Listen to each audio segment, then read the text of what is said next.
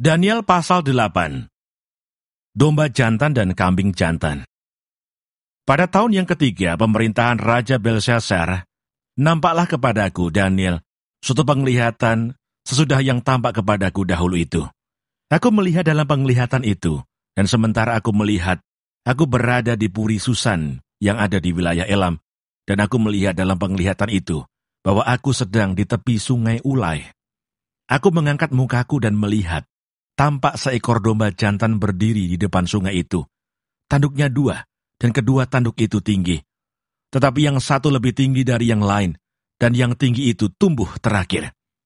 Aku melihat domba jantan itu menanduk ke barat, ke utara, dan ke selatan, dan tidak ada seekor binatang pun yang tahan menghadapi dia, dan tidak ada yang dapat membebaskan dari kuasanya. Ia berbuat sekehendak hatinya, dan membesarkan diri. Tetapi sementara aku memperhatikannya, tampak seekor kambing jantan datang dari sebelah barat, yang melintasi seluruh bumi tanpa menginjak tanah. Dan kambing jantan itu mempunyai satu tanduk yang aneh di antara kedua matanya. Ia datang pada domba jantan yang 2 tanduknya, dan yang kulihat berdiri di depan sungai itu, lalu menyerangnya dengan keganasan yang hebat. Aku melihatnya mendekati domba jantan itu. Ia menggeram, lalu di tanduknya domba jantan itu dipatahkannya kedua tanduknya, dan domba jantan itu tidak berdaya untuk tahan menghadapi dia. Dihempaskannya dia ke bumi, diinjak-injaknya, dan tidak ada yang melepaskan domba jantan itu dari kuasanya. Kambing jantan itu sangat membesarkan dirinya, tetapi ketika ia sampai pada puncak kuasanya, patahlah tanduk yang besar itu. Lalu pada tempatnya tumbuh 4 tanduk yang aneh, sejajar dengan ke-4 mata angin yang dari langit. Maka dari salah satu tanduk itu muncul suatu tanduk kecil, yang menjadi sangat besar ke arah selatan, ke arah timur, dan ke arah tanah permai. Ia menjadi besar, bahkan sampai kepada bala tentara langit. Dan dari bala tentara itu, dari bintang-bintang, dijatuhkannya beberapa ke bumi, dan diinjak-injaknya. Bahkan terhadap panglima bala tentara itu pun, ia membesarkan dirinya, dan daripadanya diambilnya korban persembahan sehari-hari, dan tempatnya yang kudus dirobohkannya. Suatu kebaktian diadakan secara fasik menggantikan korban sehari-hari. Kebenaran dihempaskannya ke bumi, dan apapun yang dibuatnya, semuanya berhasil. Kemudian kudengar seorang kudus berbicara, dan seorang kudus lain berkata kepada yang berbicara itu, "Sampai berapa lama berlaku penglihatan ini, yakni korban sehari-hari, dan kefasikan yang membinasakan, tempat kudus yang diserahkan, dan bala tentara yang diinjak-injak?" Maka ia menjawab, "Sampai lewat 2300 petang dan pagi, lalu tempat kudus itu akan dipulihkan dalam keadaan yang wajar." Sedang aku, Daniel, melihat penglihatan itu dan berusaha memahaminya. Maka tampaklah seorang berdiri di depanku, yang rupanya seperti seorang laki-laki. Dan aku mendengar dari tengah sungai Ulai itu, suara manusia yang berseru, "Gabriel, buatlah orang ini memahami penglihatan itu." Lalu datanglah ia ke tempat aku berdiri. Dan ketika ia datang, terkejutlah aku dan jatuh tertelungkup. Lalu ia berkata kepadaku, "Pahamilah anak manusia, bahwa penglihatan itu mengenai akhir masa." Sementara ia berbicara dengan aku, jatuh pingsanlah aku tertelungkup ke tanah. Tetapi ia menyentuh aku dan membuat aku berdiri kembali.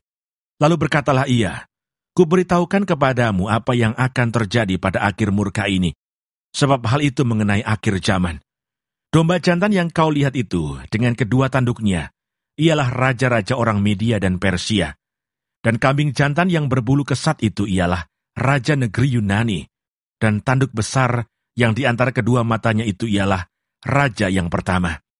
Dan bahwa tanduk itu patah dan pada tempatnya itu muncul 4 buah, berarti 4 kerajaan akan muncul dari bangsa itu, tetapi tidak sekuat yang terdahulu. Dan pada akhir kerajaan mereka, apabila orang-orang fasik telah penuh kejahatannya, maka akan muncul seorang raja dengan muka yang garang dan yang pandai menipu. Kekuatannya akan menjadi hebat, tetapi tidak sekuat yang terdahulu, dan ia akan mendatangkan kebinasaan yang mengerikan. Dan apa yang dilakukannya akan berhasil. Orang-orang berkuasa akan dibinasakannya, juga umat orang kudus. Dan oleh karena akalnya, penipuan yang dilakukannya akan berhasil. Ia akan membesarkan dirinya dalam hatinya, dan dengan tak disangka-sangka, banyak orang akan dibinasakannya. Juga ia akan bangkit melawan raja segala raja, tetapi tanpa perbuatan tangan manusia, ia akan dihancurkan. Adapun penglihatan tentang petang dan pagi itu, apa yang dikatakan tentang itu adalah benar. Tetapi engkau, sembunyikanlah penglihatan itu, sebab hal itu mengenai masa depan yang masih jauh. Maka aku, Daniel, lelah dan jatuh sakit beberapa hari lamanya. Kemudian bangunlah aku, dan melakukan pula urusan raja, dan aku tercengang-cengang tentang penglihatan itu, tetapi tidak memahaminya. Daniel pasal 9. Doa Daniel. Pada tahun pertama pemerintahan Darius, anak Ahasiweros, dari keturunan orang Media, yang telah menjadi raja atas kerajaan orang Kastim, pada tahun pertama kerajaannya itu, aku, Daniel, memperhatikan dalam kumpulan kitab jumlah tahun yang menurut firman Tuhan kepada Nabi Yeremia akan berlaku atas timbunan puing Yerusalem, yakni 70 tahun. Lalu aku mengarahkan mukaku kepada Tuhan Allah untuk berdoa dan bermohon sambil berpuasa dan mengenakan kain kabung serta abu. Maka aku memohon kepada Tuhan Allahku dan mengaku dosaku demikian. Ah Tuhan Allah yang maha besar dan dahsyat, yang memegang perjanjian dan kasih setia terhadap mereka yang mengasihi Engkau, serta berpegang pada perintah-Mu. Kami telah berbuat dosa dan salah. Kami telah berlaku fasik dan telah memberontak. Kami telah menyimpang dari perintah dan peraturan-Mu, dan kami tidak taat kepada hamba-hamba-Mu, para nabi, yang telah berbicara atas nama-Mu kepada raja-raja kami, kepada pemimpin-pemimpin kami, kepada bapa-bapa kami, dan kepada segenap rakyat negeri. Ya Tuhan, Engkaulah yang benar, tetapi patutlah kami malu seperti pada hari ini. Kami orang-orang Yehuda, penduduk kota Yerusalem, dan segenap orang Israel, mereka yang dekat dan mereka yang jauh, di segala negeri kemana Engkau telah membuang mereka, oleh karena mereka berlaku murtad terhadap Engkau. Ya Tuhan, kami raja-raja kami, pemimpin-pemimpin kami, dan bapa-bapa kami patutlah malu, sebab kami telah berbuat dosa terhadap Engkau.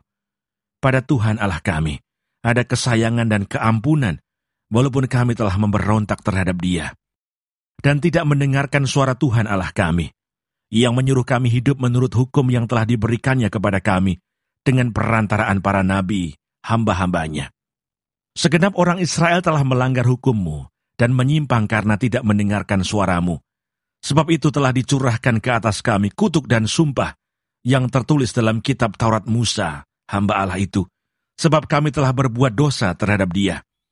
Dan telah ditetapkannya firman-Nya, yang diucapkannya terhadap kami, dan terhadap orang-orang yang telah memerintah kami, yakni bahwa akan didatangkannya kepada kami malapetaka yang besar, yang belum pernah terjadi di bawah semesta langit, seperti di Yerusalem.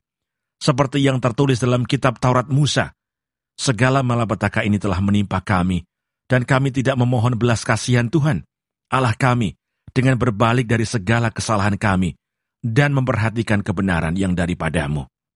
Sebab itu Tuhan bersiap dengan malapetaka itu, dan mendatangkannya kepada kami, karena Tuhan Allah kami adalah adil dalam segala perbuatan yang dilakukannya, tetapi kami tidak mendengarkan suaranya. Oleh sebab itu ya Tuhan Allah kami, yang telah membawa umat-Mu keluar dari tanah Mesir dengan tangan yang kuat, yang memasyurkan nama-Mu seperti pada hari ini, kami telah berbuat dosa, kami telah berlaku fasik. Ya Tuhan, sesuai dengan belas kasihan-Mu, biarlah kiranya murka dan amarah-Mu berlalu dari Yerusalem, kota-Mu, gunung-Mu yang kudus, sebab oleh karena dosa kami dan oleh karena kesalahan nenek moyang kami, maka Yerusalem dan umat-Mu telah menjadi celah bagi semua orang yang ada di sekeliling kami. Oleh sebab itu dengarkanlah ya Allah kami, doa hamba-Mu ini, dan permohonannya, dan sinarilah tempat kudus-Mu yang telah musnah ini dengan wajah-Mu, demi Tuhan sendiri. Ya Allahku, arahkanlah telinga-Mu dan dengarlah, bukalah mata-Mu dan lihatlah kebinasaan kami, dan kota yang disebut dengan nama-Mu. Sebab kami menyampaikan doa permohonan kami ke hadapan-Mu, bukan berdasarkan jasa-jasa kami, tetapi berdasarkan kasih sayang-Mu yang berlimpah-limpah. Ya Tuhan dengarlah, ya Tuhan ampunilah, ya Tuhan perhatikanlah, dan bertindaklah dengan tidak bertangguh, oleh karena Engkau sendiri Allahku, sebab kota-Mu dan umat-Mu disebut dengan nama-Mu. 70 kali 7 masa. Sementara aku berbicara dan berdoa dan mengaku dosaku, dan dosa bangsaku bangsa Israel, dan menyampaikan ke hadapan Tuhan Allahku, permohonanku bagi gunung kudus Allahku. Sementara aku berbicara dalam doa, terbanglah dengan cepat ke arahku Gabriel, dia yang telah kulihat dalam penglihatan yang dahulu itu, pada waktu persembahan kurban petang hari. Lalu ia mengajari aku dan berbicara dengan aku. Daniel, sekarang aku datang untuk memberi akal budi kepadamu untuk mengerti. Ketika engkau mulai menyampaikan permohonan keluarlah suatu firman, maka aku datang untuk memberitahukannya kepadamu, sebab engkau sangat dikasihi. Jadi camkanlah firman itu dan perhatikanlah penglihatan itu. 70 kali 7 masa telah ditetapkan atas bangsamu dan atas kotamu yang kudus, untuk melenyapkan kefasikan, untuk mengakhiri dosa, untuk menghapuskan kesalahan, untuk mendatangkan keadilan yang kekal, untuk menggenapkan penglihatan dan nabi, dan untuk mengurapi yang maha kudus. Maka ketahuilah dan pahamilah, dari saat firman itu keluar, yakni bahwa Yerusalem akan dipulihkan dan dibangun kembali sampai pada kedatangan seorang yang diurapi, seorang raja. Ada 7 kali 7 masa dan 62 kali 7 masa. Lamanya kota itu akan dibangun kembali dengan tanah lapang dan paritnya, tetapi di tengah-tengah kesulitan. Sesudah ke-62 kali 7 masa itu akan disingkirkan seorang yang telah diurapi, padahal tidak ada salahnya apa-apa. Maka datanglah rakyat seorang raja memusnahkan kota dan tempat kudus itu, tetapi raja itu akan menemui ajalnya dalam air bah, dan sampai pada akhir zaman akan ada peperangan dan pemusnahan seperti yang telah ditetapkan. Raja itu akan membuat perjanjian itu menjadi berat bagi banyak orang selama 1 kali 7 masa. Pada pertengahan 7 masa itu, ia akan menghentikan korban sembelihan dan korban santapan, dan di atas sayap kekejian akan datang yang membinasakan, sampai pemusnahan yang telah ditetapkan menimpa yang membinasakan itu. Daniel pasal 10. Penglihatan Daniel di tepi sungai Tigris. Pada tahun ketiga pemerintahan Kores, raja orang Persia, suatu firman dinyatakan kepada Daniel yang diberi nama Belteshazzar. Firman itu benar dan mengenai kesusahan yang besar. Maka dicamkannyalah firman itu dan diperhatikannyalah penglihatan itu. Pada waktu itu aku, Daniel, berkabung 3 minggu penuh. Makanan yang sedap tidak kumakan. Daging dan anggur tidak masuk ke dalam mulutku, dan aku tidak berurap sampai berlalu 3 minggu penuh. Pada hari ke-24 bulan pertama, ketika aku ada di tepi sungai besar, yakni sungai Tigris, kuangkat mukaku lalu kulihat. Tampak seorang yang berpakaian kain lenan dan berikat pinggang emas dari Ufas. Tubuhnya seperti permata Tarsis, dan wajahnya seperti cahaya kilat. Matanya seperti suluh yang menyala-nyala. Lengan dan kakinya seperti kilau tembaga yang dikilap, dan suara ucapannya seperti gaduh orang banyak. Hanya aku, Daniel, melihat penglihatan itu. Tetapi orang-orang yang bersama-sama dengan aku tidak melihatnya, tetapi mereka ditimpa oleh ketakutan yang besar. Sehingga mereka lari bersembunyi, demikianlah aku tinggal seorang diri. Ketika aku melihat penglihatan yang besar itu, hilanglah kekuatanku. Aku menjadi pucat sama sekali, dan tidak ada lagi kekuatan padaku. Lalu kudengar suara ucapannya, dan ketika aku mendengar suara ucapannya itu, jatuh pingsanlah aku, tertelungkup dengan mukaku ke tanah. Tetapi ada suatu tangan menyentuh aku dan membuat aku bangun, sambil bertumbuh pada lutut dan tanganku. Katanya kepadaku, Daniel, engkau orang yang dikasihi. Camkanlah firman yang kukatakan kepadamu, dan berdirilah pada kakimu, sebab sekarang aku diutus kepadamu. Ketika hal ini dikatakannya kepadaku, berdirilah aku dengan gemetar. Lalu katanya kepadaku, janganlah takut Daniel, sebab telah didengarkan perkataanmu sejak hari pertama engkau berniat untuk mendapat pengertian dan untuk merendahkan dirimu di hadapan Allahmu. Dan aku datang oleh karena perkataanmu itu. Pemimpin kerajaan orang Persia berdiri 21 hari lamanya menentang aku. Tetapi kemudian Mikael, salah seorang dari pemimpin-pemimpin terkemuka, datang menolong aku. Dan aku meninggalkan dia di sana, berhadapan dengan raja-raja orang Persia. Lalu aku datang untuk membuat engkau mengerti apa yang akan terjadi pada bangsamu pada hari-hari yang terakhir, sebab penglihatan ini juga mengenai hari-hari itu. Ketika dikatakannya hal ini kepadaku, kutundukkan mukaku ke tanah dan aku terkeluh. Tetapi sesuatu yang menyerupai manusia menyentuh bibirku. Lalu kubuka mulutku dan mulai berbicara. Kataku kepada yang berdiri di depanku itu, Tuanku, oleh sebab penglihatan itu aku ditimpa kesakitan, dan tidak ada lagi kekuatan padaku. Masakan aku, hamba Tuanku ini, dapat berbicara dengan Tuanku? Bukankah tidak ada lagi kekuatan padaku, dan tidak ada lagi nafas padaku?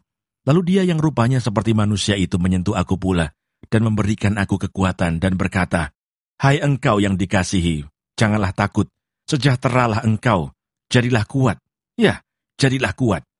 Sementara ia berbicara dengan aku merasa kuat lagi dan berkata, Berbicaralah kiranya Tuanku, sebab engkau telah memberikan aku kekuatan. Lalu katanya, Tahukah engkau mengapa aku datang kepadamu? Sebentar lagi aku kembali untuk berperang dengan pemimpin orang Persia. Dan sesudah aku selesai dengan dia, maka pemimpin orang Yunani akan datang. Namun demikian, aku akan memberitahukan kepadamu apa yang tercantum dalam kitab kebenaran. Tidak ada satupun yang berdiri di pihakku dengan tetap hati melawan mereka, kecuali Mikael, pemimpinmu itu.